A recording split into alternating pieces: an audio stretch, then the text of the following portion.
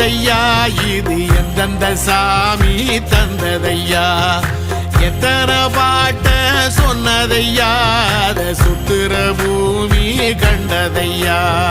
அடிச்சு வீசும் காத்துலையும் அந்த தகப்பனாச சுத்துதையா பிடிச்சு பூக்கும் விதையிலும் ஒரு வம்சத்து கதையே உள்ளதையா 100 தலைமுறை சேர்ந்து செதுக்குன ஈர நலம் இது பாறையா வாழும் வரையிலும் நீயும் விதைக்கிற கடமை இருக்கு கேளையா